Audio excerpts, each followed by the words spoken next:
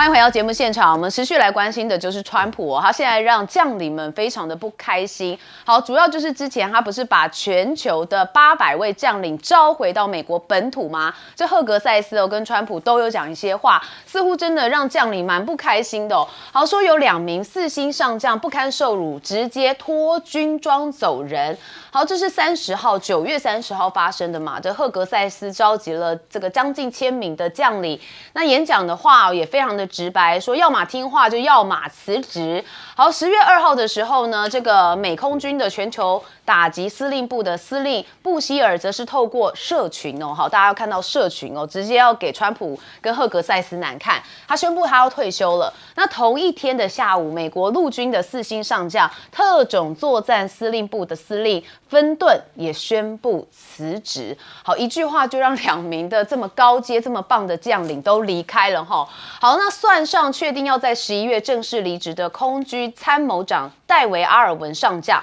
其实川普在上任之后走人的美军上将已经达到了7人，这对美军来说算是一个蛮有大的一个变动因为大家知道美国可以势力这么好，在全球这么当霸主，其实它的国防跟军事也是非常重要的所以大家就说美国还能维持它的军事优势地位吗？好，那我们也看到了，川普在2号有现身纽约。好，那他是到一个高尔夫球赛的开幕式，那有1名自称是川普保安人员的伍明利，他混入了现场。不过发生了他掉落弹夹之后，才识破说，原来他不是这个保安呢。他是全副武装的这个身份遭到起底，他其实是假扮的好，那美国的弹药库也告急，那现在国防部要拟一个合约。我们看到彭博社就报道说，其实现在看起来这军官坦言说，像是 GBU 的这个部分只剩下6枚，那萨德只剩下65%，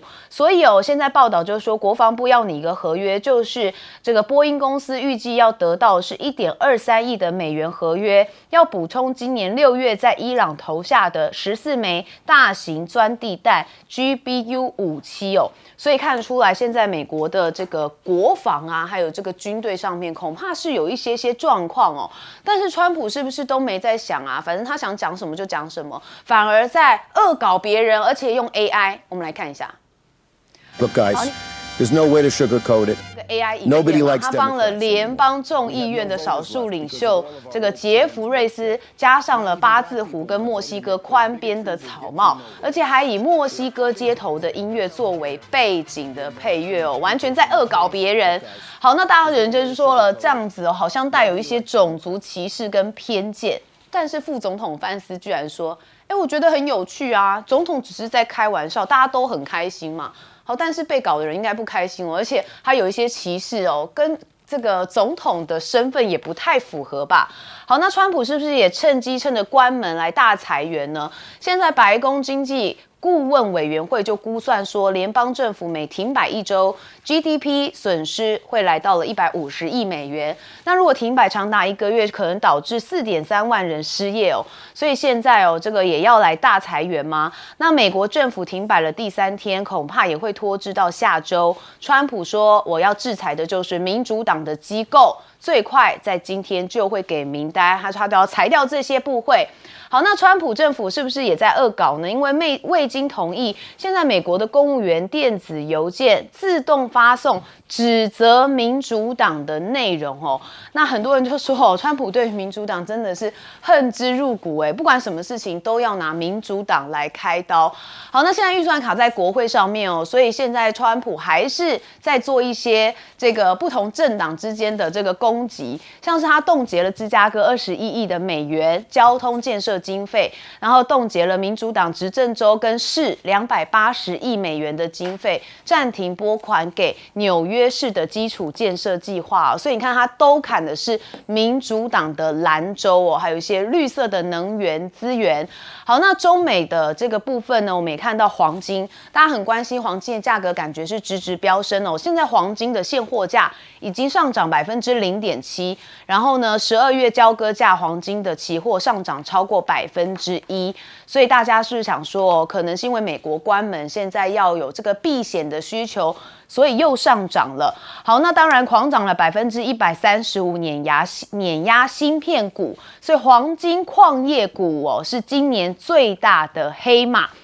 那大家就说现在的状况看起来黄金还是可以持续投资啊，但是问题投资都有风险所以大家都要特别注意。不过富爸爸有警告到股神巴菲特，说这个转变暗示着股债市可能会崩溃好，我们看到这是这个作者他是有再度语出惊人，他很酸说股神巴菲特也直指对方过去数十年始终嘲笑黄金跟白银的投资，但是却改口现在是吹捧的状态，就让他直言说想要吐并警告这恐怕是股市跟债市即将要崩盘的讯号。好，金价连涨也带动了金条销售，中国大陆的买家也直接说哇，钱放银行等利息真的不划算，所以看起来现在买美金不是买美金，是买黄金恐怕都是比较好的一个这个投资的状态。好，我们就先问到彬哥，我们看到川普让很多的将领都走人了。其实这些将领那一天被召回这个匡提科去听他们两个在那边长篇大论，心里头应该是觉得很不是滋味。为什么？因为这两个根本从头到尾在强调什么？你们要对我们个人效忠，这是很可怕的事情。美军向来是对整个国家效忠的，结果川普跟这个赫克塞斯讲的都是对他们效忠。这个是非常诡异的一个状况，而且他更糟糕的是，他居然告诉这些美军将领说，敌人是来自内部，也就是美国，他要把美国国内的人当敌人，这个非常可怕，因为从来没有美国总统明着这样干，可是川普就是这样明着干，所以这个对美军来讲，当然是一个很大的一个考验，因为美国军队照理来说是不能随便介入国内事务，可是川普已经好几次都扬言威胁要直接在国内动用军队，实际上他第一任的时候他就想这样做，只是当时被挡住，是被他自己的国防部长把他挡住了。那问题是这一届完全不一样，因为这一届你看川普周边所有的人全部都是跟他想法一样，那这就会非常危险，因为已经没有人会再当刹车皮了，所以可能就会出现，你看赫克塞斯，如果川普下令叫赫克塞斯动员军队，他真的会动，对啊，真的会动。所以这个是非常危险的一个状况，而且川普越来越目中无人，而且明着摆出他对别人的歧视。你看他对，我知道川普其实是白人至上主义，他对有色人种其实是看不起的，可是你也不能做得这么明白吧？这个真的是非常糟糕的一件事。然后你看正常他的副手副总统这些人应该会帮他缓颊，对不对？结果范斯不是，范斯说他弄得很好啊，很好笑啊，火上浇油。所以这是非常糟糕，因为整个川普团队都是这种人，这很恐怖啊！美国会非常容易就走向极端的主义，那这个会造成全世界的灾难。讲实话，因为美国毕竟是世界第一大国，这是非常危险的一个状况。那川普现在就觉得说，你民主党这个要 shut down 政府很好啊，那我们就来啊，我趁这个机会把你们全部干掉。他已经扬言，如果你们就持续这样下去，我就趁机会把我不想要的这些部门，我全部把你裁掉，看你民主党怎么办。所以他现在试图要把这个锅丢回去给民主党。你如果持续让政府下档的话，到时候这些人失业就是你的事，那就看民主党怎么去解决这个问题。可是上一次川普第一任的时候，他们撑了30天嘛，那这次就看会撑多久。那你不要以为川普不会这样干，因为他这一任会比上一任更疯，因为他没有连任的压力啊，他无所谓啊。他就来硬干，而且他的团队我刚刚已经讲，已经没有刹车皮。那至于说黄金飙涨，我旁边这位就赚大钱了，因为他投资了很多黄金，有远见。对，那黄金飙涨只代表一个讯号，大家觉得世界越来越不安稳，所以这是很危险的一个状况。对啊，避险货币嘛。好，接着问大众教授。那个我补充一下，赫克塞斯跟川普在美国陆战队基地的一个演说了，因为真的是号召了召回了将近包括本土的将近1000位的将领。那我也看到一些分析了，那的确这个按照美国的传统在有政治性语言的场合里面这个部队将领要保持中立，他当然不会去做鼓掌。但是真实的状况，从历史上来讲，远比我们想的复杂。因为有时候看似是一个很礼仪式的场合，可是三军统帅会有一些政治性的语言。这时候就要看下面的一些表现。我举个例子，我举2大类例子。第一个是可能下面的反应过于激烈，鼓掌鼓得太大声，美国媒体有时候很苛刻。第一个是2003年，当时美国发动对伊拉克的战争，第2次波湾战争，小布希在航舰上公开宣布说任务结束，我们美国很大的胜利。当时在航舰上的水兵跟美国的军官跟将领是欢欣鼓舞，美国很棒很强，看起来是很正常的场合，可是还是有媒体吹毛求疵说，因为当时真正的战斗还没有结束，而且有点是小布希总统的个人宣传秀，这么吹毛求疵。第二个例子，2017年川普第1.0，美国航舰下水服役，川普在现场，这是个很礼仪式的场合。但是因为川普在演说的过程当中有在夸耀他的政绩，包括经济，包括政治，所以台下的一些鼓掌被美国媒体视为说，有点是好像在为总统的政治政策背书，也被批判。第3个案例是2019年，川普飞到前线突访阿富汗前线，然后他在讲说，这个我们任务很成功，你们最后会回家园，也是被美国媒体批评，因为下面反应非常热烈。那第2大类是有时候场合是有点过度沉默了，所以看起来是中立性，没错，军官将领中立性，但是也会被媒体解读说你是不是也对总统的一些发言不买账。第一个例子，尼克森1970年越战，尼克森是在五角大厦对将领对高阶军官演说，他说越战化，而且是批判国内的反战人士，当场是鸦雀无声，几乎下面没有跟他任何的互动。第一个，第2个，奥巴马在2010年西点军校的演说，这个美国总统都会，通常是一种鼓励士气，大家有好的未来，为美国效忠。但是因为他在里面有一些的政策的描述，比如说他对阿富汗征兵，所以当讲到激励士气的时候，下面鼓掌；可是当讲到国内政治政策的承诺的时候，下面鸦雀无声。所以这要看下面的一个临场的反应。第3个案例就是现在这一次，老实说，川普讲的不只是为个人效忠，他有些地方赫克塞斯在讲的是军队的士气的激励，部队的使命，可是基本上全场是比较鸦雀无声的。我们可以解读是中立的传统，但有人媒体解读是，也可能是反映出部队下面的将领认为说讲太多政治，而且这些政治未必认同，但是这没有人可以得到真正的答案的。好，我们接着问厉将军。我先讲黄金好了哈。当然，我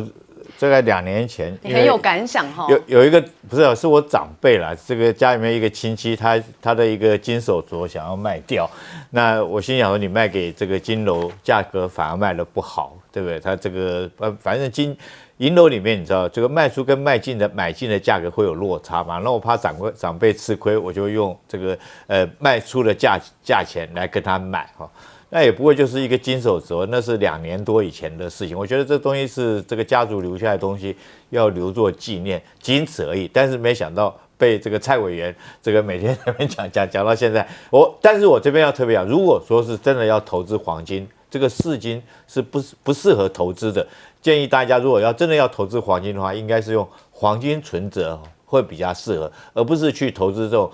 这个像我一样去买这种市金，其实是划不来，因为你在卖回去的时候，它一定扣掉你很多的这种，譬如说是折损啊，这个费用来讲，反而会赚不到钱。但是现在还太高，所以观众朋友就投资还是有风险的，对，一定要特别注意。对。第2个，我说明一下，这个美国我们经常讲4星上将哈，美国他们的编制是这样，1颗星的哈，他们叫准将哈，然后这个但是同样的位阶来讲，在大陆解放军他们叫大校哈，他就没有挂星，但是叫大校。那美军来讲叫准将1颗星，那2颗星的他们是少将，3颗星是中将，4颗星是上将。那为什么这次这么多个这种上将要辞退？我觉得如果说我以军人来看的话，我觉得有2个原因呢。第一个来讲的话，他可能有一种不如归去的这种感觉，所以他就退了。为什么不如归去？第一个来讲的话，军人讲究就是这个信条，就是国家责任荣誉嘛。那你这个被你这个一个国防部长如此的羞辱哈，这个你要退就退，这个你就不要留在这边。那我想说，当到一个上将，那我想到他大概这个人生也已经达到他的顶尖光辉的时刻，他不需要再留在这边被你这些一个少校，只经历过少校这种层级的一个电视新闻的主播如此的羞辱。那第二个来讲的话，我们仔细去想，我觉得美军现在来讲，这些将领是不是也带这些部队也带得很辛苦哈？你看看，我讲几个数据，大家知道，我觉得大家都讲说他这个赫克塞斯讲说，肥胖将军或者留须或者怎么样，那事实上美军有没有这个问题？他真的美军自己本身来讲的话，我们从他讲这句话就看出来，这个部队来讲已经是军纪散漫，然后这个养尊处优的军队已经出来，不然怎么会那么多肥胖的将领呢？我举一个数据给大家听哈，美军为了让这些肥胖将领来讲的话，他们减肥住院每年要花的钱是已经12.4亿了。那你如果去住院要找人来代理，你要给人家加班费，这些钱美军每年就9900万美元哈。那另外来讲的话，我觉得像这些就代表说是美国他们军队里面肥胖确实是很严重。肥胖不是错了，但是你一个军人来讲，你毕竟要保持基本的体能哈。那我觉得这是最重要的。那是不是这些将领认为说是这些兵我已经带不动了，然后他就萌生这个不如归去的这种退役？好，确实有这种感觉。我们休息一下，马上回来。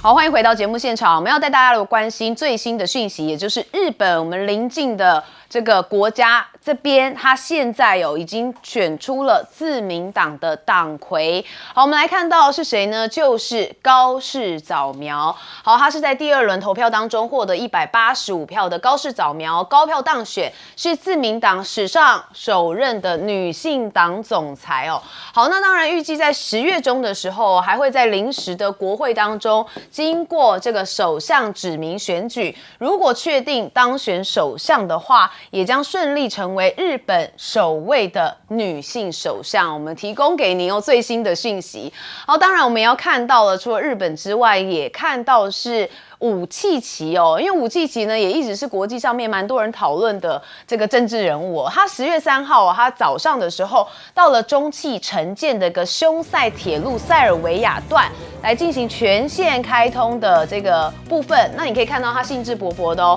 搭乘这个高铁，体验中国建造、中国速度，来参加这个是通车的仪式。那他也特别讲说，他觉得这边的服务都是由中国公司来提供，而且做得非常出色，所以他未来会继续的跟中方来进行合作。好，那再来看到这部分，也看一下他怎么说的。So this is run by a Chinese company here, and they did actually a great job. I have always been in a mood of scolding someone, but they were either late or not diligent enough. There were no such remarks from outside. They were doing so absolutely terrific and a great job. I plan to keep working with them in the future as well.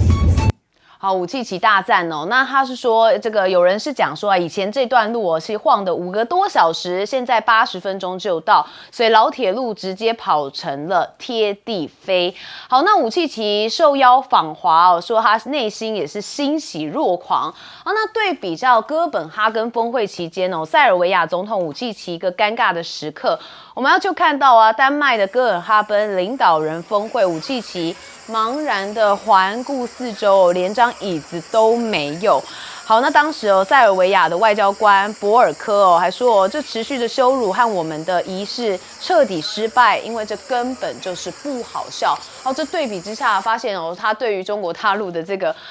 公司提供的这个服务真的是笑得合不拢嘴。好，那我们再看到中国跟印度之间呢，他们现在有快速的在解冻嘛，看到的是重启直航，5年冰封终于解冻所以大家就说了，恐怕这个接下来两国的关系会更好。好，那莫迪讲了嘛，这个印度改善两国关系的承诺，并对印度与中国的贸易逆差不断扩大表示担忧。他说，目前印度跟中国的贸易逆差已经接近到了992亿美元。那这两国关系回温这直航的班机将在10月下旬旬会陆续的来进行恢复。那我们也要看到就是普京嘛，因为他现在也赞扬了莫迪的领导，那也重复了对印度、俄罗斯关系的承诺，所以你看到中印俄这三方呢，其实现在像是一个稳固的局面。好，那普京也确认了要访印度会晤莫迪哦。那俄印联手要对抗的是川普的关税嘛？恐怕这也是接下来大家讨论的焦点。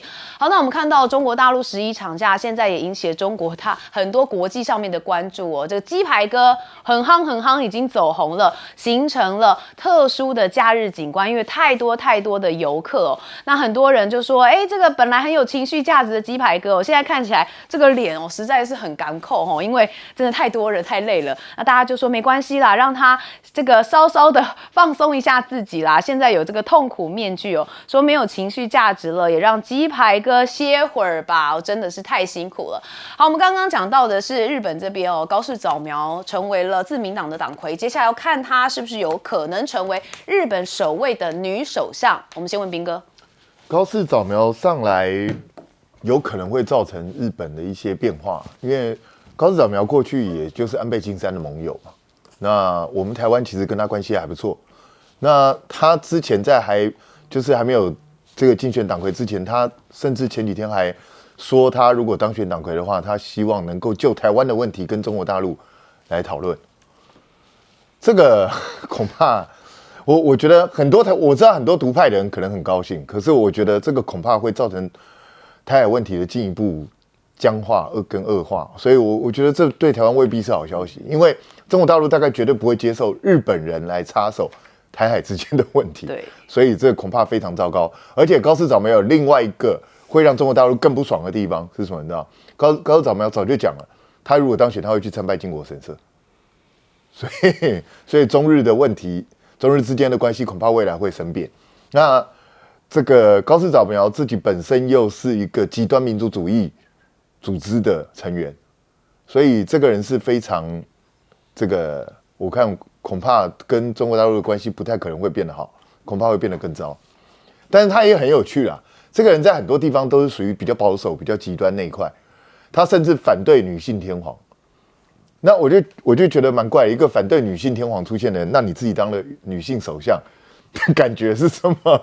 我觉得蛮特别的，所以就看吧，因为我们也都知道，就是有的时候你还没有担任这个位置之前，很多话你都讲得很大声，可是，一旦你担到这个位置之后，很多时候就会转变。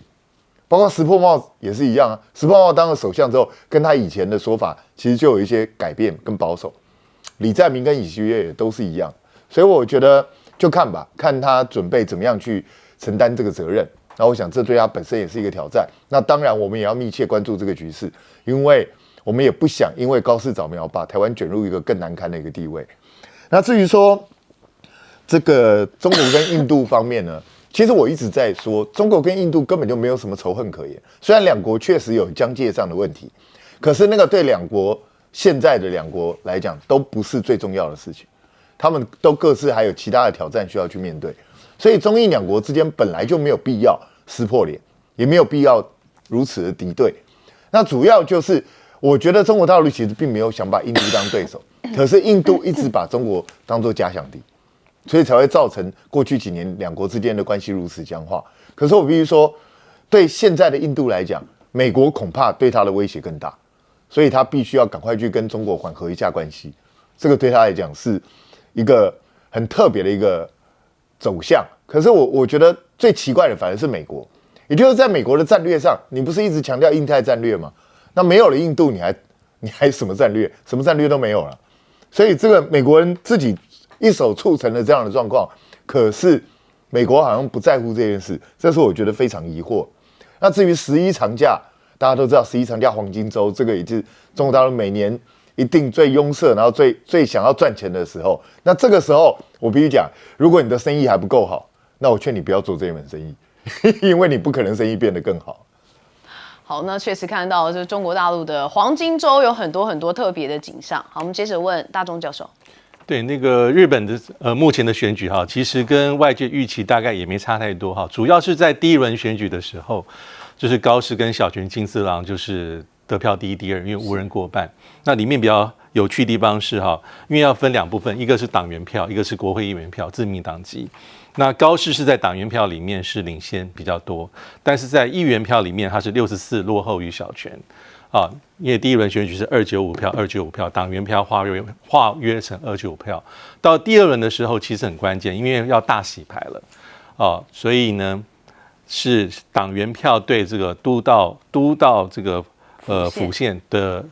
这个党部票、干部票。那在这里面呢，其实高市在这个党员票、在议员票里面啊，就是小幅的领先，但是在这个第2个这个党部的票里面，它是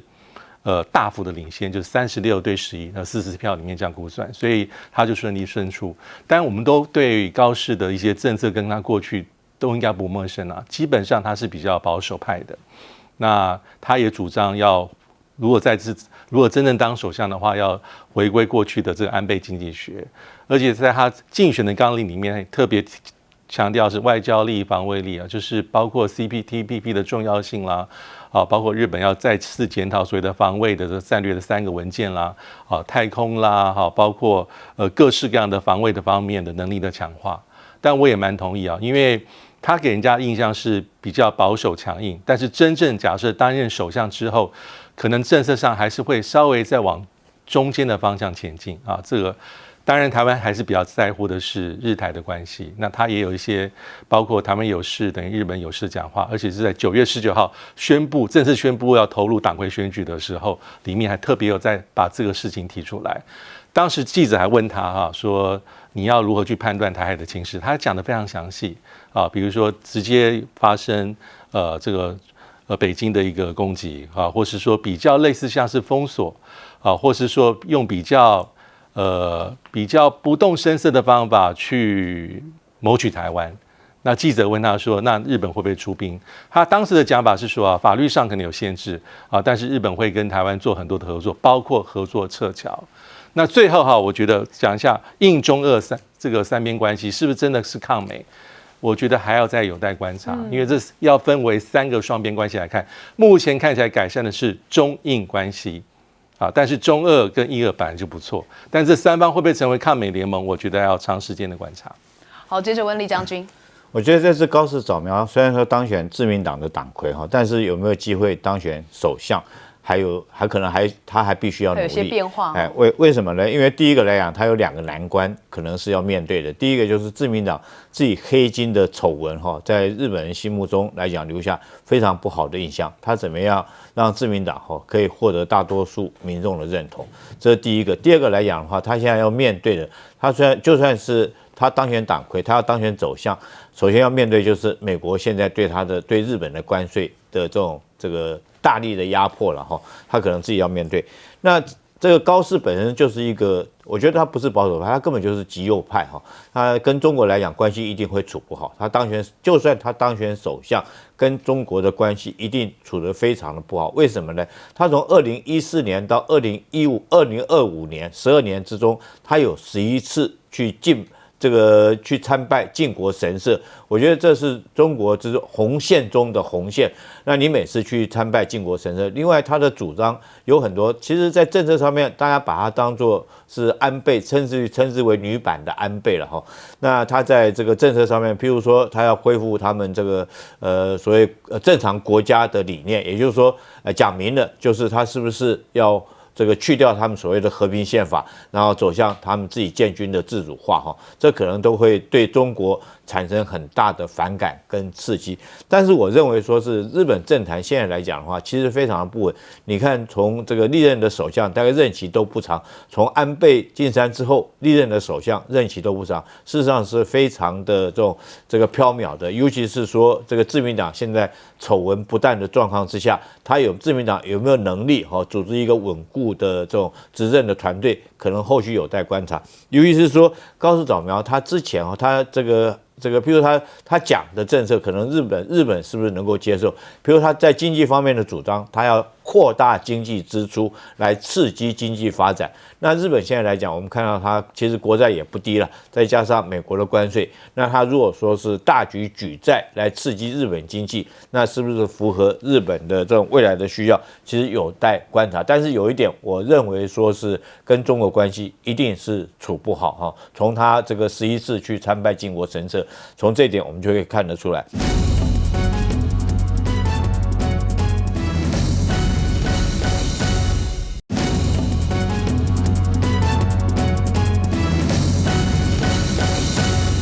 带你追查事件真相，掌握政局的变化。观众朋友，你好，欢迎加入今天的新闻大白话，我是主持人谭一文。好，我们首先来介绍今天的特别来宾。一开始先介绍是资深媒体人谢寒冰。主持人好，大家好。还有退役少将厉正杰。主持人好，各位观众大家好。淡大战略所教授李大中。主持人好，大家好。好，观众朋友，我们要跟大家讲，因为今天是中秋连假的第一天哦，所以很多人就会吃月饼，对不对？好，我们的柯文哲呢，因为他这一次不在看守所内的，他有过中秋节哦。好，那他的幕僚也帮他拍了影片。好，那大家知道中秋节是下礼拜一，10月6号这一天是谁生日吗？我们先带大家来看这段影片。那要不要跟大家说一声中秋节快乐？好，要祝大家中秋节快乐。今年中秋节刚好也是赖清德生日，你要说他生日快乐吗？我们不会讲人家坏话啦，这个好自为之的。说生日快乐，送好自为之哦。我也去查了一下，赖总统在礼拜一生日过后，他就是正式迈向了65岁，可以拿敬老票了。好，那我们看到了柯文哲呢，他送他好自为之，这个 YT 的观看人数真的是爆高36万。我也看到说，这样快问快答，柯文哲还是头脑蛮好的哦，可见他现在算是慢慢在恢复这个从看守所出来之后的感觉。好，那当然赖清德，我们讲到他之外，我们就要看到他前一天在屏东这边哦，讲说台湾现在股市很好哦，超日赶美。然后，但是呢，资深的这个郭正亮委员，他认为说，哇，真的是跟社会严重脱节。他说，第3季台湾的出口暴增，因为大家很害怕关税，提前买东西。劳动部最近公布的无薪假人数其实是又增加的。那赖清德怎么不去看这个呢？如果把高科技产业扣除，其实大部分企业在今年都非常惨，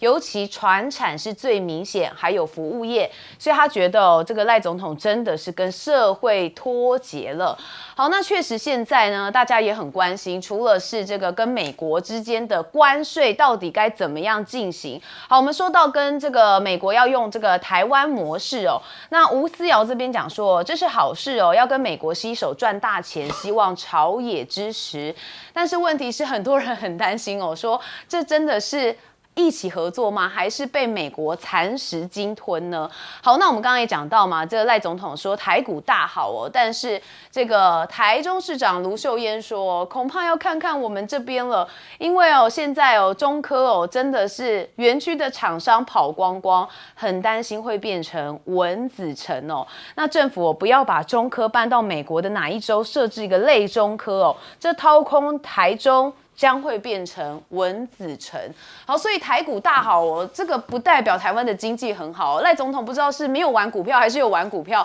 反正呢，现在不赚钱的人还是非常多啦。好，那问题就在说，现在国际牌桌，赖总统到底上不上得了呢？主要就是我们跟美国的关税谈判真的是不知道接下来到底要如何做。但是他们现在派了一个人，就是新任的国安会副秘赵宜翔，他到了华府，希望能跟川普政府来进行合作。好，据报道说，赵宜翔呢跟智库专家举行了一些私人会议，而且分别会见了跟川普政府关系密切的人士。有多位与会者表示，他强调台湾增加国防支出，并且愿意投资非对称能力。好，那这当然就是在讲说，我们愿意跟美国来进行一些交易啦。那当然也可能希望后面的关税可以比较好谈。那问题是赖总统现在是不是还只有这张牌可以打呢？国际上面很重要，几乎我们能够参加的这个重要的国际场合就是 APEC。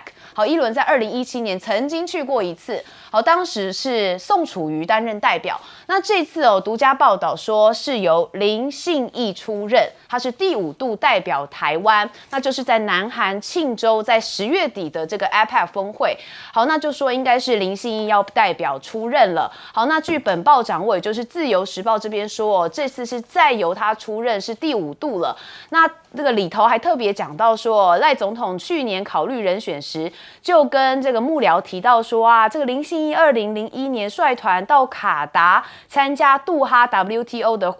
部长会议的时候，在中国压力下是不卑不亢。哇，这个2001年是24年以前的事情了。哇，赖总统还是在24年前的国度嘛？现在已经是2025年了，可能时空跟国际环境都完全不一样了。好，另外我们再看到台海我们看到这个赖总统也非常喜欢安倍嘛，所以说我们的和平来自安倍啦。好，那现在大家对于安倍晋三研究中心的经费认为有一些争议不会总是政府出资吧？好，现在说是由台湾某金控机构有一些留日的高层所捐赠的。好，但问题是，如果我们要自卫，也必须要有相关的武器嘛。但我们的潜舰国造现在暴露了一个烂尾的征兆吗？好，看到说明年度的预算书里头这个海鲲舰原本编列的是9.1亿元，但是却只编列了1.45亿。好，那后续的7艘量产舰原本列的是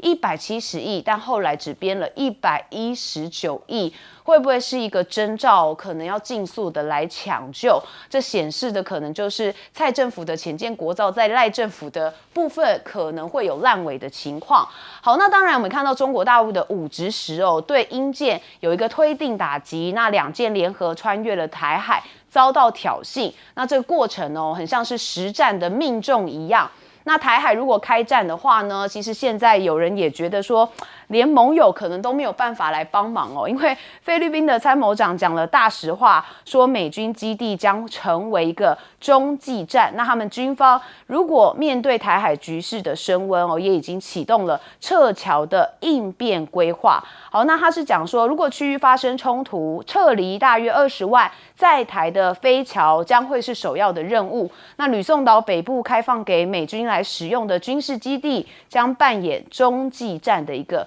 重要角色。好，我们还是看到了最初的这个柯文哲在这个新的影片当中讲到了赖总统的生日，他讲了4个字：好自为之。我们先问彬哥。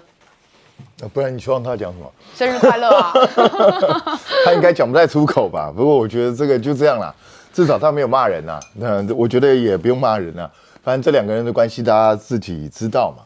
那可是我觉得赖总统到现在还拿股市来说嘴，我就觉得很无聊了。这股市是每个人都会赚到钱吗？所以我股市能够直接等同于我们的经济状况吗？不能。对啊，这个是很明显的嘛。所以我觉得。你为什么不直接告诉我们，现在台湾面临的这些种种问题，你到底要如何解决？美国对我们的压力越来越大，那请问一下，你的解决办法到底是什么？我们始终不知道赖总统到底要怎么去面对这个问题，政府从来没有给我们一个肯定的答案，然后只有找吴思瑶这种，吴思瑶最近才被任命为民进党政策会执行长，结果他居然是说台湾要跟美国联手赚大钱，这种话你听得下去啊？美国人都已经跟日本、韩国讲得非常清楚，你来美国投资90%的利润是我的。1成才是你的，亏钱呢？亏钱你自己搞定，这种生意可以做日本跟韩国现在都在极力抗拒这件事，然后我们台湾的执政党的政策会执行长居然说这是好事，台美携手赚大钱，你怎么了你？吴思瑶就这样子，你想选台北市长，我真的很希望民进党派你出来选，我看你恐怕会创下史上最低得票记录。那至于说现在美国直接。卢特尼克直接讲，1半以上的晶片要在美国生产，那请问怎么解决？我告诉你，政府没打算解决，他打算配合这件事。很明显啊，他们现在已经讲了，说要把台湾的科学园区的经验带到美国去，那什么意思？就是整个产业移到美国，已经不是只有单纯台积电而已是整个产业链调过去那台湾就直接被掏空那怎么办？我看起来赖清德政府根本没打算要解决这件事，就移去，因为对赖清德来说，你知道，这整个产业链移去不可能这么快，不可能在2028年前搞定，这都慢慢来，慢慢来。卢特尼克自己都承认了，川普任内他觉得能够达到40%就不错，所以什么意思你知道？赖清德的想法就是没关系，反正等到2028，我想办法再骗到下一任，剩下就不干我的事。他的想法就跟蔡英文一样，2024之后不干我事。那问题是台湾呢？所以我真的觉得这是很可怕的一个状况，跟我们政府正在这样干。什么 APEC 谁代表去根本不重要，为什么不重要？你知道谁理你？真的、啊，我讲一句实在话，谁理你啊？你去能够代表什么？什么也代表不了。就是这样子啊，你根本不是人家锁定的重点。APEC 人家锁定的重点是什么？你知道？川习会，就是这样，没有人会在乎台湾有没有派人来啊。讲实在话就这样，这就是我们的地位，大家去认清这个事实真相。那安倍这个其实也是一样，你们喜欢去捧安倍就去捧吧，不要花我们的纳税钱，其他随便你，就这样嘛。真的，你们高兴就好啊，你高兴把那边布置的博物馆都可以，无所谓，那你家的事。但我们现在最重要的问题是什么？海鲲号到底怎么办？怎么解决？现在已经很明显了、你内部的这些装备你整合不起来，那接下来钱还要继续投吗？你还要编预算吗？还要做这件事吗？到底怎么这个烂尾怎么收尾？谁能够给我们一个答案？这个政府最令人痛恨的就是从来不给答案。好，确实大家就一直在等关税嘛，也确实都没有等到答案哦。大钟教授，对我先讲一下哈，这个赖清德总统可能的这个出访跟过境美国，因为如果根据外媒的报道，我们国安高层应该在美国那讨论很多事情，这可能是他的重要目的之一哈。但我觉得目前当前而言哈，过境美国可能应该不会是我们的比较重要的优先次序。当然，从这个赖清德总统的心中，他可能会认为说，对比于过去的蔡英文总统跟马英九总统，他们大概都是以马总统而言，应该是在2008年8月份就出访邦交国，那过境美国旧金山、洛杉矶，美国的本土。那蔡英文总统大概是2016年6月份嘛，哈，那也是出访邦交国，那过境美国大概就是休斯顿跟洛杉矶。但大家不要忘记，赖总统是在去年他是出访我们南太的邦交国帛琉，对，那过境的地点呢就是关岛跟夏威夷，那不是美国的本土，所以从去年到现在就无数的新闻讲说他想要去借由出访邦交国去过境美国的本土，而且要求的是东岸的这个纽约哈，因为那个是最接近华府的地方，照理说可能是认为说规格可能是最高。但我觉得在目前的台美关系的重点应该不是这个，应该还是在关税跟贸易的谈判，因为对我们来说挑战非常大，那没有必要把这个出访列为是我们这么优先的这个次序，我觉得这是比较关键、比较重要。那第二个哈，其实如果我们高层有这样的想法跟这种目标的话，我觉得其实老实来说也并不容易，因为的确就像是前美国官员所说了，因为目前的美中基本上是处于关键时期，因为不管是10月底、11月初这个川普、习近平在 APEC 韩国的碰面，或是川普已经讲了，他应该会在明年年初访问中国大陆，可能包括北京跟上海。所以在未来的几个月当中，以美国的主要的目标而言，尤其是川普自己，应该就是在跟中国大陆在做谈判，取得一个川普认为好的成果是他第一优先目的，所以这一点其实我觉得，与其我们花很多功夫在寻求这方面突破，尤其是美国本土的过境，又要求是纽约，我觉得这是浪费我们的力气。我们应该把我们目前的心力放在我们如何跟美国争取比较能够保护到我们的根基啦。不管是我们晶片、我们的产业链，争取比较有利台湾待遇，我觉得这比较好，而不能把这两件事情放在一起，我觉得危险。第二，的确啦，以 APEC 参与的层级那个林信义其实在阿扁时期就代表过。那以这么多年来说如果是以政治的层级来讲的话，应该还是马英九政府时期连战跟萧万长因为毕竟是干过副总统这样的层级。那过去在小英总统任内，一开始宋楚瑜，现在是张忠谋，那后来现在就是林信义。那我觉得这一点倒没有太多的一些过度重大的差距了。我要讲回那个原点，就是目前我觉得我们对美的关系还有外交政策，其实挑战很大，老实说非常严峻。所以我们现在所谋取的，尽量都不要是一些比较象征性的那些待遇，而是应该是比较实质的。哪怕只能增加1分对台湾有利的能够保护我们产业的根基，这些都远比去做其他事情来的更重要，而且是务实做实事。好，我们刚才听到大仲教授讲到非常严峻哦，所以他也是语重心长，希望政府能够多一分的实质谈判哦，就谈到多一分哦。好，厉将军。我们在讲哈，这是这个英国军舰通过台湾海峡哈，解放军用5/10的直升机来做这个对抗的动作哈。那我们要晓得，就是以前来讲的话，大概去年我们经常看到，当这个美国或者是其他的同盟国通过台湾海峡来宣示所谓自由航行的时候，解放军经常都是用军舰出来，但是他们现在改变方式因为军舰来讲的话，可能在海上产生碰撞或干嘛，风险比较高。他现在觉得用直升机就可以应付了哈。那我们台湾事实上直升机对付这些军舰是绰绰有余的，在台湾海峡。比如说我们不要讲别人，我们讲我们台湾自己好了，我们是不是买了很多的这种阿帕奇直升机？那我们阿帕奇直升机上面带的地狱火导弹，就是准备如果说是这个解放军一旦渡海攻击的话，我们可以对它的舰艇来实施用这个地狱火导弹来实施攻击。那同样道理，解放军他也会用这个武装直升机，其实5/10就类似阿帕奇直升机它一样可以带红箭10类似地狱火这种导弹。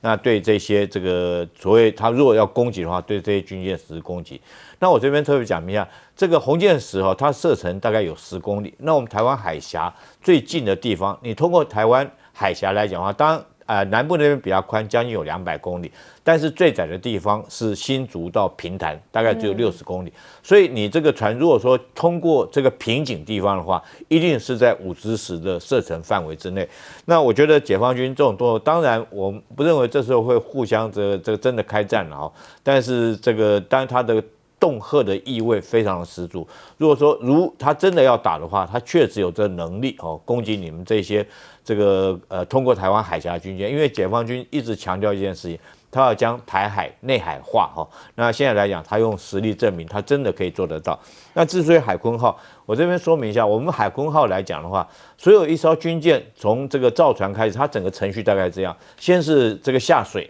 下水典礼，下水典礼完以后，才开始所谓西装，在船上面装。不管是武器系统或雷达系统，或者是官兵生活的马桶这些这叫西装。西装完以后实施海试，海试刚开始是由这个造船公司来实施海试，那完了以后，最后的时候要交给海军的时候，才是交舰的海试，海军都接收没问题，这条军舰才成军最后是成军典礼。整个流程到现在是应该这样，但是我们看我们所谓的下水典礼来讲的时候，那时候为了大内宣为了这个为了总统选举，硬是没有碰到水来举行下水典礼。那下水典礼完之后，到现在为止，这个西装过程之中也传出很多的这种传闻之中，有很多的这种问题出来了。那最近来讲，让民众没办法接受。你在海试的过程之中，到现在没有看到它潜航下去，那你贸然就说11月就要成军，说这条军舰就可以作战，成军代表可以作战了。那你想想看，到今天10月份，连潜下去都还没潜下去，你居然敢说11月它就可以成军，就可以作战？那确实很这个让国人感到很惊吓，尤其是说这些费用来讲的话，海鲲号520几亿的台币来制造，但是我们比照日本来讲，制造一艘传统型的动力潜舰。这个大概120亿，大陆来讲039C 的内型潜舰造价也不过大概120亿，那我们花了4倍钱去造这艘军舰，现在已经变成很明显变成一艘烂尾舰了。那后续来讲，还不要再把这钱花下去？如果纯粹是为了面子，然后虚值这些钱下去，我觉得对海军官兵来讲是非常的不公平。你叫这些海军去操作一艘这个他们不放心的军舰，那尤其是潜舰，潜下去升不上来的话，那怎么办？好，确实这赖政府也接了蛮多的烂摊子。我们休息一下，马上回来。